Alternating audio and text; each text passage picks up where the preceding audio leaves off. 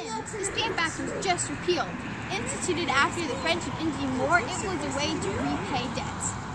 The act had you cut a stamp on every single piece of paper you bought, including newspapers, wills, and even playing cards. How insane is that? Americans were very upset about this because they had no representation in Parliament, so they had no voice about this. But it's over now, and so is this news segment with Sally Sush and Buddy. Have a good night and enjoy your tax-free lives. This just in, the Townshend Act replaced the Stamp Act. New British leader Charles Townshend just introduced the Townshend Act, putting taxes on very important imported goods such as paint, paper, glass, and tea. Just when we thought the taxes were over, Samuel Adams led the revolt against the taxes, and all the colonists joined in. They are now peacefully protesting and only buying and using American-made goods. I sure hope the British take the hint and repeal these taxes. Until then, please join the protests on the Townshend Acts.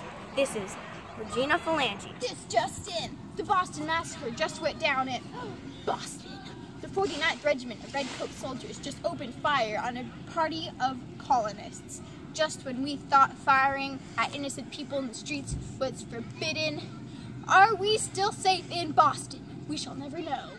It was a massacre because 5 innocent people were killed, with 10 more injured. And all of this on a supposedly happy day because the Townshend Acts were all mostly repealed, with taxes gone on everything except tea. Stay safe, people. Stay safe and stay free. This just in. The Boston Tea Party.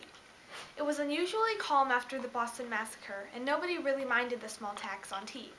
Loyalists didn't care, and us patriots smuggled Dutch tea in to drink. Then, Lord North instituted the Tea Act to save the British East India Company. He made tea so incredibly cheap, he thought we wouldn't recognize the tax on it.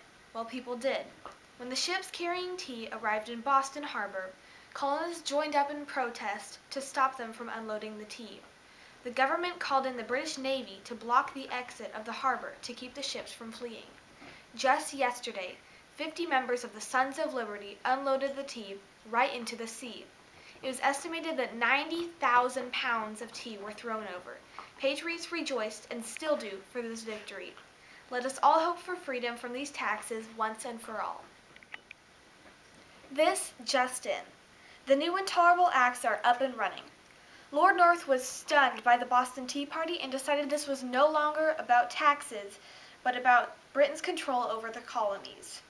He passed new intolerable laws, the Intolerable Acts. Apparently, they were to punish Massachusetts for the Boston Tea Party.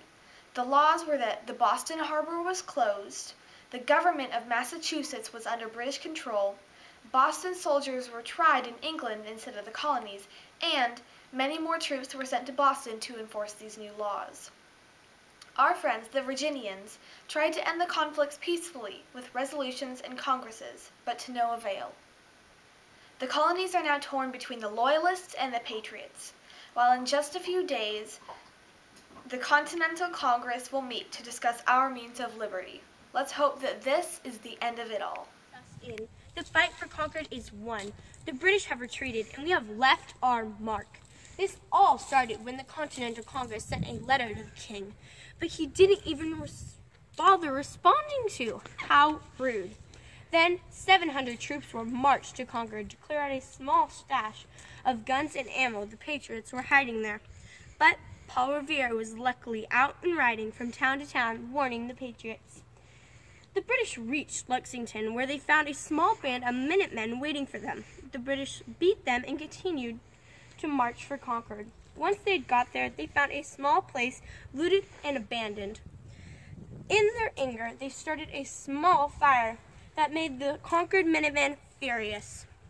They marched down on the town and opened fire, sending the British fleeing back to Britain. We have sent our message. America will fight for our freedom. This is Regina Phalange signing off.